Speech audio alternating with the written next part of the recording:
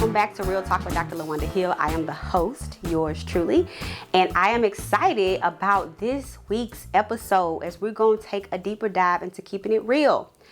And we're going to talk about what it means, what it feels like, what it looks like for Black women to do the work. If this is your first time joining us, you are definitely in for a treat. Go ahead and click that subscribe button. So today's episode is dedicated to doing the work. And so this topic, y'all, is very near and dear to my heart. Not only can I speak to it from a professional lens, but I can speak to it from a personal lens of what it truly means to do the work of becoming a better version of yourself. So what does it mean to really do the work, and why is that important for Black women? So I was thinking the other day, and I said to myself, I really, as a licensed psychologist, I sit weekly, I hold space for Black women.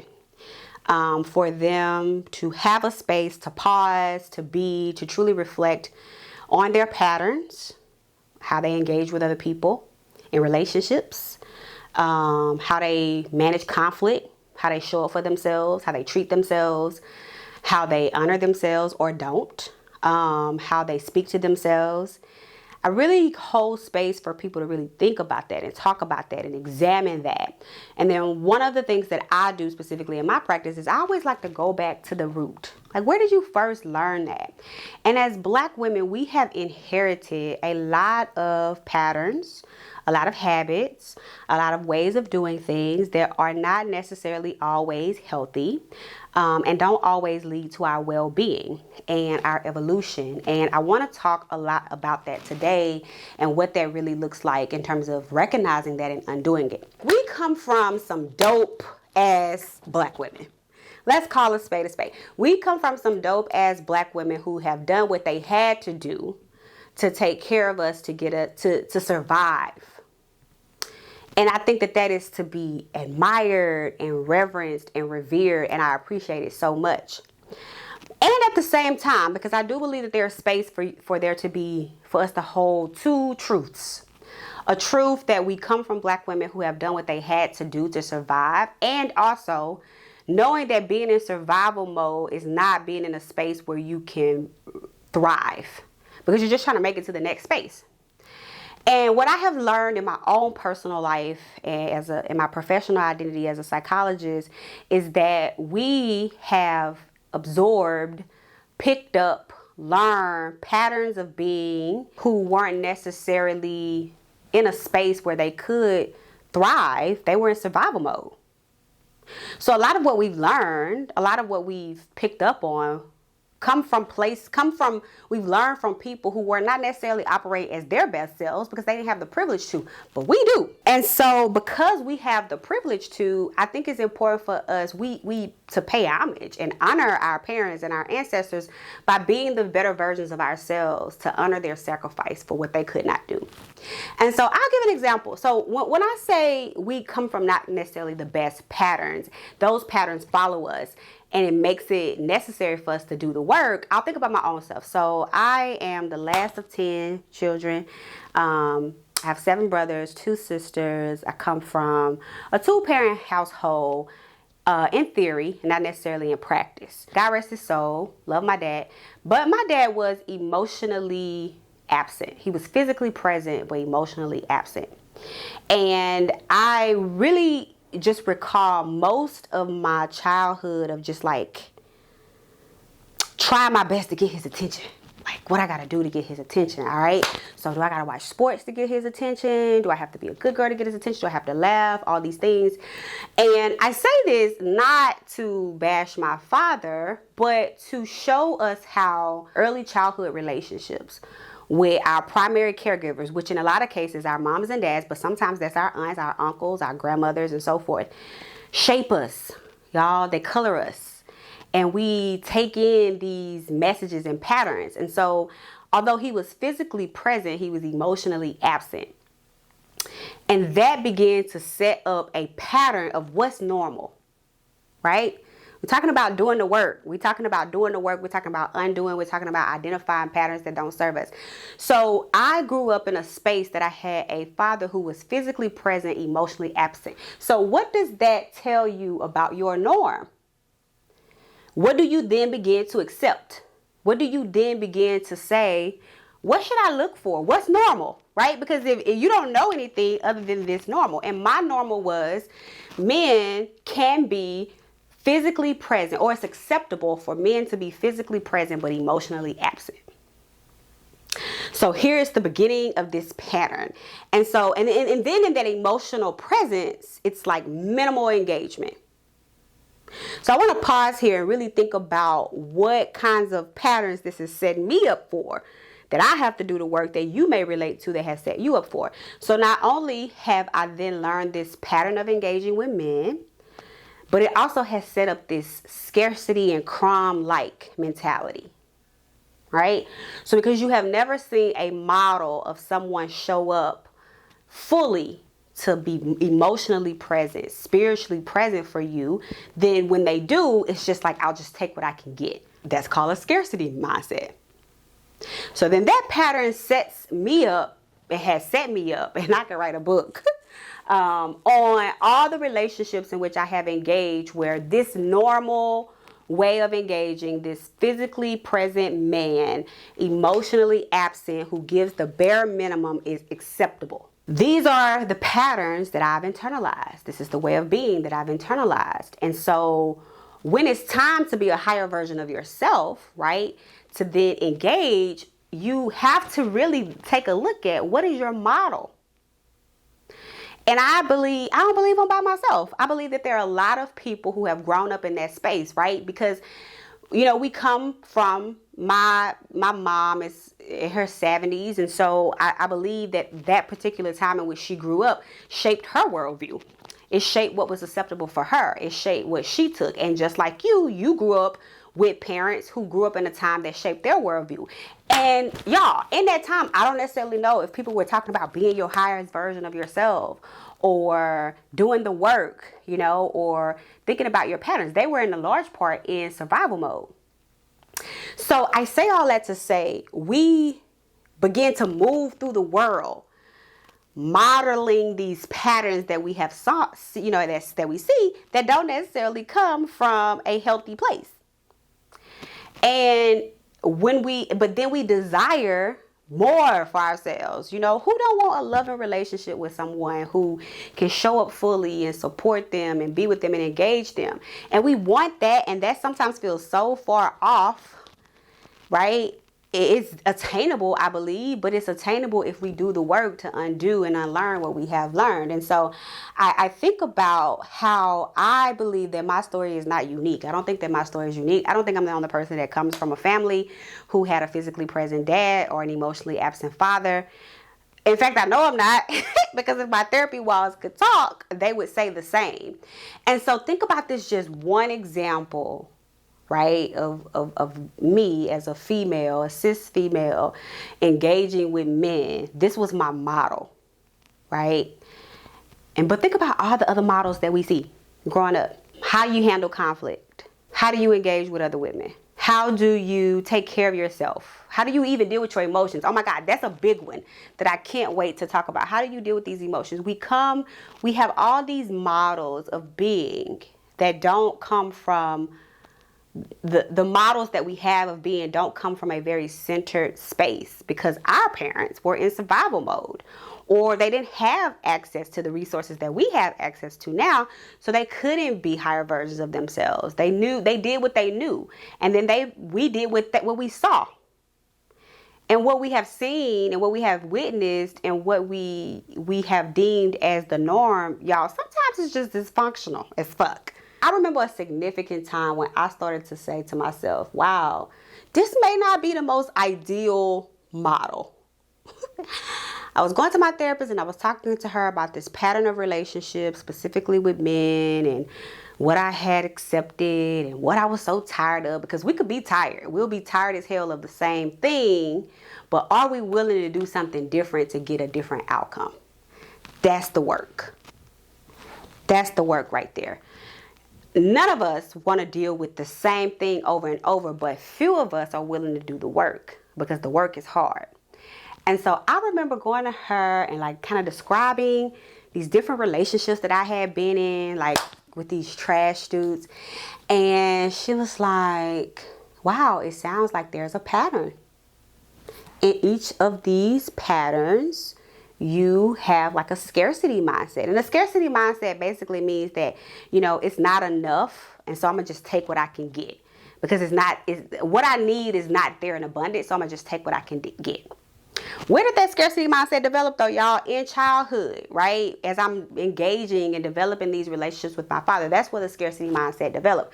And so here's where the work now comes, because you have to be really willing to say to yourself, you know what? I'm starting to see a pattern of outcomes that I don't love. And it's so easy to make it about everybody else. It's so easy to make it about everybody else, but what happens when it's really about you?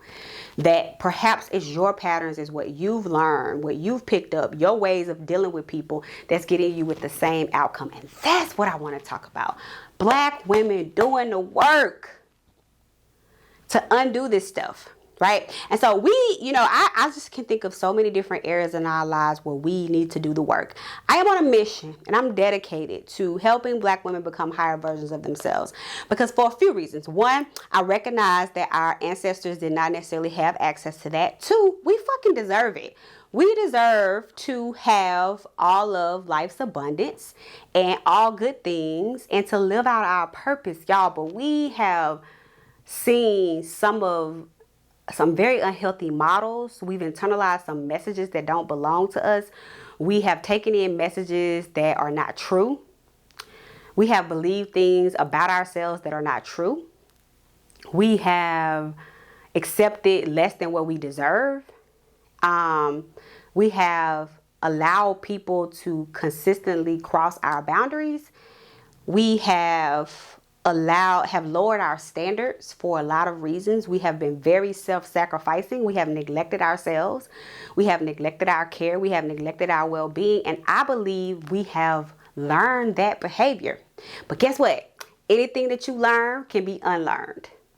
And to unlearn it takes doing the work, right? So as I've talked about all these different things that we all need to do the work around, think about what yours is. It could be in the area of relationships. It could be in the area of taking care of yourself. It could be in the area of picking yourself or setting boundaries, or, seeing yourself as worthy of love and companionship and abundance. What area do you need to do the work? That's the question. Doing the work requires us recognize what area do we need to do the work in. But to be able to really do that, y'all, we got to pause. Because I feel like we spend so much time doing, carrying, going through the motions, that we really don't pause to do our work. So I'm going to give y'all 3 tips on doing the work and what I feel like it entails, so that we can get to a better place. So when we are doing the work, what does that look like, y'all? Doing the work. We see it on Instagram. And let me tell y'all something. Let me tell you what doing the work is not. Let me keep it 100. Doing the work is not scrolling through social media, liking something, reposting it, being like, oh, that's good. No, ma'am. That is not doing the work. The work is more intense. It takes self-examination, and don't be fooled. Don't be fooled by the abundant access that you have to content. Don't think that content just gonna magically change you. It's not. You have to actively do the work, right? So I'm gonna tell you what doing the work is not. It is not scrolling through Instagram. It is not liking people's stuff. It's not sharing it. It's not commenting like, oh girl, that was good. No. Doing the work is a much more in-depth process. And so the first tip that I want to give you to doing the work is less doing, more being. What do I mean by that? We do, we execute, we lead, we get it done, we take care, we nurture by any means necessary. And I wonder though sometimes, if all that doing is really a distraction from being. Woo-hoo. I'm in somebody's business. I'm in somebody's business today. I wonder if we are we doing so much to distract ourselves? From what? From our shit. To do the work will require you to calm down, pause, right? Really engage in what we call mindfulness. Mindfulness is really like, I'm mindful of what's going on. I am mindful of how I'm showing up. I'm mindful of if I'm speaking. I'm mindful of if I'm choosing to speak or choosing to be silent on something that matters to me.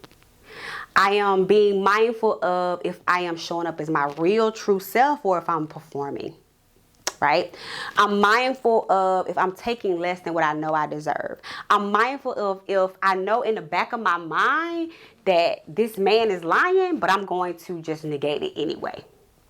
I'm mindful of if I'm in relationships that I'm always giving as opposed to it being reciprocal.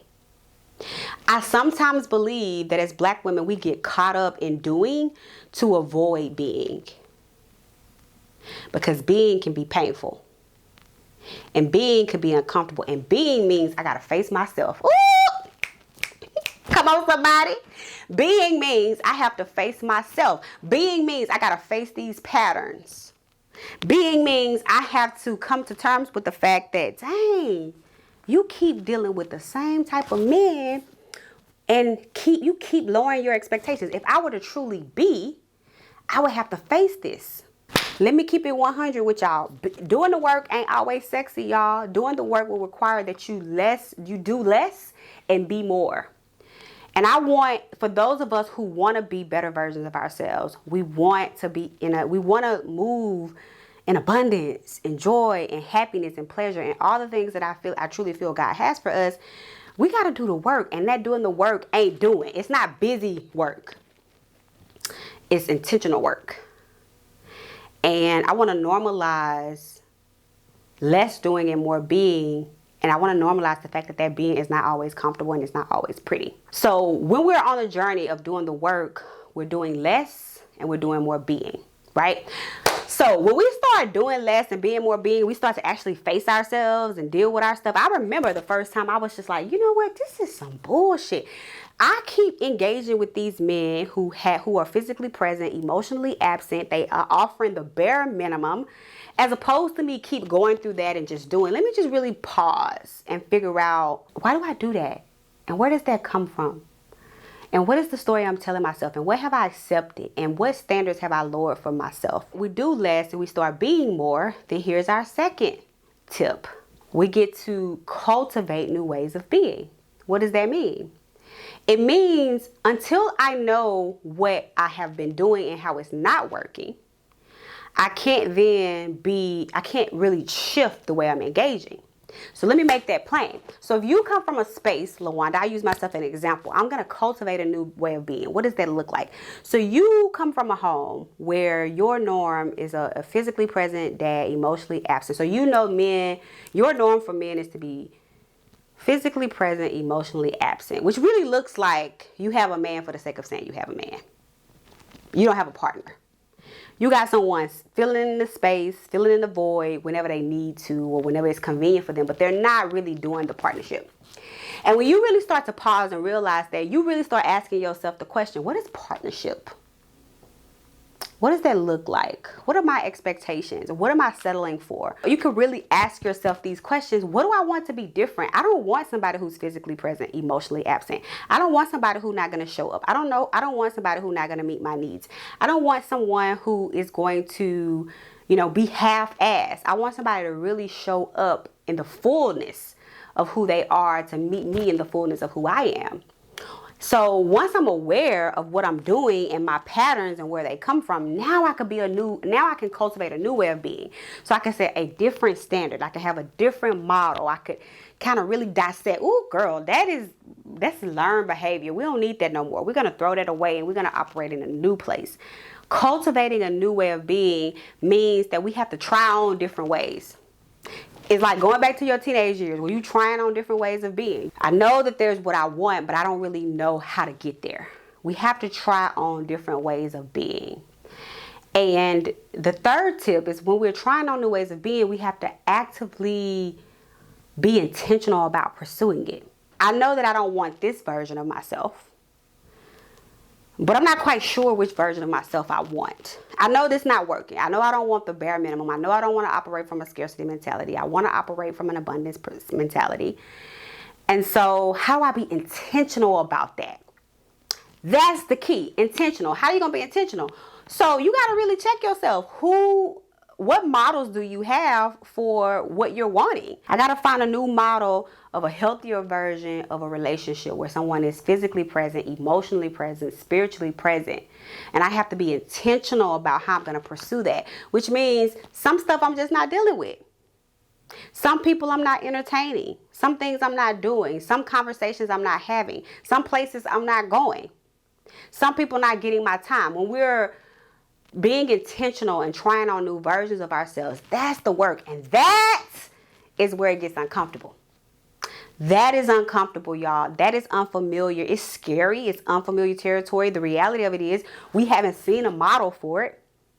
So it can kind of feel like we are trying to figure it out. And sometimes it doesn't feel like it's taking us on the right path. But that's why I encourage you to hang out. That's where you're doing the work. If it's too comfortable, you're probably not doing the work. If it's uncomfortable, if it's scary, if it's unfamiliar, you are doing the work. And I say that not to scare you away, but to make it normal that the only thing that is constant is change.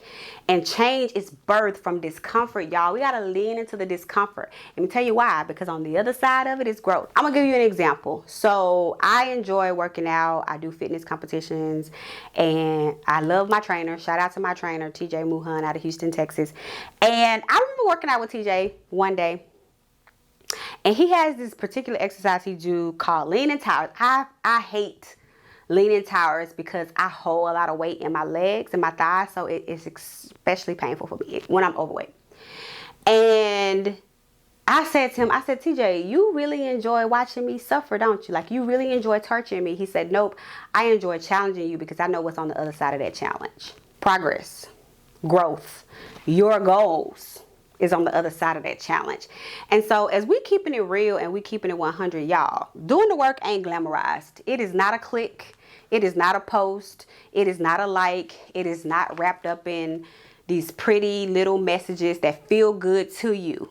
That's not doing the work. Doing the work is not pretty, it's not easy, it's uncomfortable, it's scary, it's lonely sometimes, it's hurtful, it's challenging because you have to really face yourself, you have to face your challenges, you have to face uncertainty. But I assure you, what's on the other side of it is so worth it. So I want to invite us as Black women to do the work, y'all, because I for a few reasons, I realized that much of what we have seen modeled for us doesn't necessarily come from a very centered, abundant space and a healthy space, right? We come from people and our parents and our parents' parents and our parents' parents' parents who had to survive, and they didn't have the privilege like we have to really do the work to become better versions of ourselves. And so we really have to pause to do less and be more intentional about being. And being means facing ourselves, facing our shit, facing our patterns. We keep doing the same thing, think we're going to get the same result, thinking we're going to get a different result. Not going to happen. We have to really pause and take responsibility for what role we play in seeing the same results in our lives. And I think I know that requires less being and more doing. Less doing and more being. And when we're able to do that, we can then cultivate, how do I want to show up differently? How do I want to move differently? I want to move differently because I don't want to accept scarcity anymore. I don't want to accept emotional absence anymore. In fact, I'm running in the opposite direction if I see any signs of it. That is cultivating a new way of being and being intentional about where we spend our time, how we show up. It's not a popular message, but it is keeping it real. And that's what we do over here at Real Talk. So I wanted to take a moment. I want you to think, we're going to close out with this. I want you to really think about what it means. What area in your life do you need to do the work? Relationships, boundaries, professionally, parenting, how you show up for yourself. And I want you to take these 3 tips and really apply it. There is a higher version, y'all, of yourself on the other side. But you got to do the work. I'll see y'all next time on Real Talk with Dr. LaWanda Hill.